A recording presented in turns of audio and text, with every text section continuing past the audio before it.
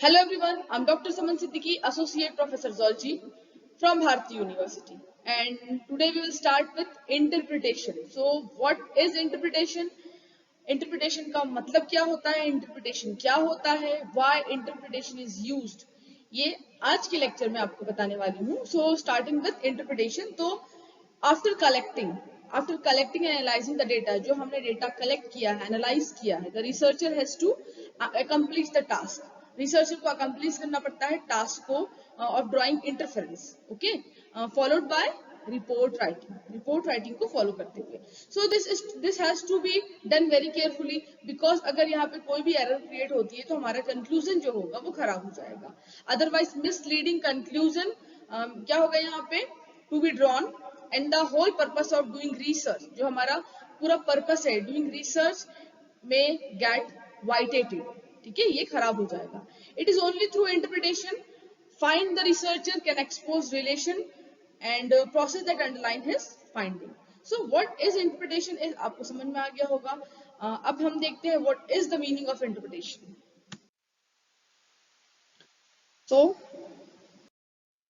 So what is interpretation. ठीक है, interpretation क्या होता है.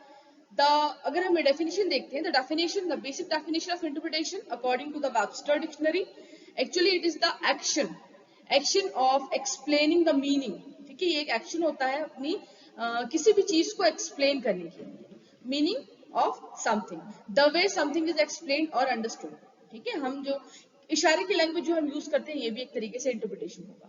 इन द टर्म ऑफ लैंग्वेज, जब हम लैंग्वेज की बात करते हैं, द डेफिनेशन ऑफ इंटरप्रिटेशन की डेफिनेशन क्या होगी, शुड बी ब्रॉडर होगी थोड़ी, रेंडरिंग अ स्पोकन और sign language or sign message into another spoken और साइन लैंग्वेज. हम किसी को साइन लैंग्वेज के थ्रू बताएंगे अपना जो समझाना चाह रहे हैं. ठीक है, preserving the register and meaning of the source language content. आपने न्यूज में देखा होगा कुछ ऐसे साइन लैंग्वेज के थ्रू बताया जाता है उनको जो सुन नहीं सकते, जो सिर्फ देख सकते हैं. साइन लैंग्वेज के थ्रू कुछ ऐसे वो इशारे कर करके बताती है ना, उस लैंग्वेज से वो समझते हैं कि ये क्या बोलना चाह रही है. That is also called as interpretation. Okay, it is the spoken और साइन लैंग्वेज. एक्चुअली जो हम इंटरप्रिटेशन की बात कर रहे हैं वो स्पोकन या फिर साइन लैंग्वेज भी हो सकती है. Communication between users of different language, अलग अलग जो डिफरेंट लैंग्वेज के यूजर्स हैं उनके लिए लैंग्वेज इंटरप्रेटर्स और साइन लैंग्वेज भी बोलते हैं इसे. ठीक है, must not only quickly and carefully interpret meaning. हम आंखों के इशारे भी समझते हैं, that is also called interpretation. Okay, but also tone and intent of the original message into the target, okay, or interpreted language. So that is what the interpretation is.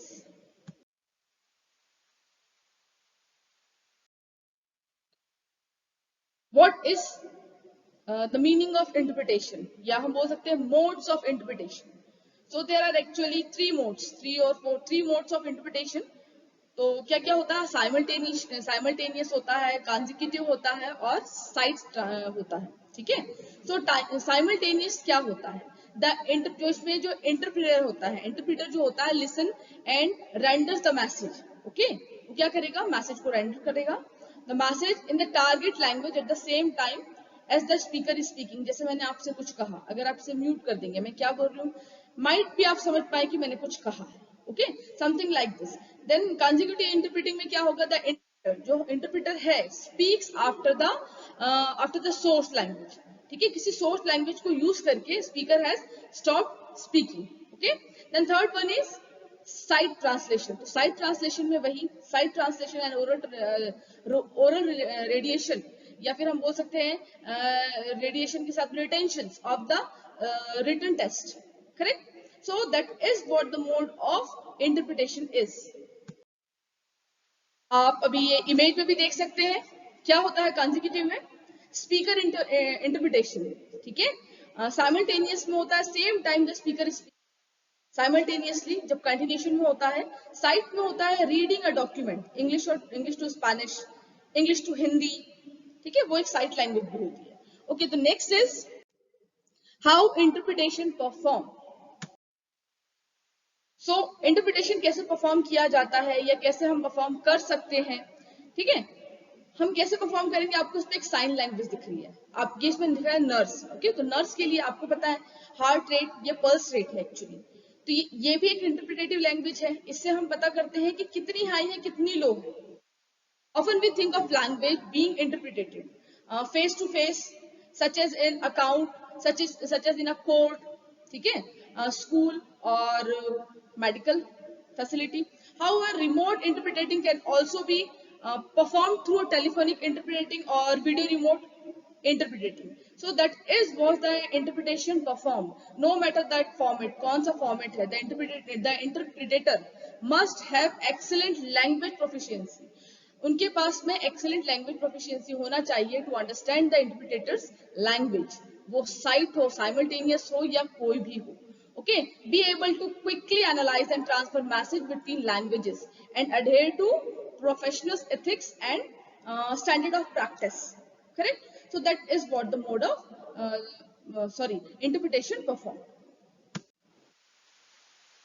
अब हम next देखते हैं precautions of interpretations. तो कौन कौन से होते हैं?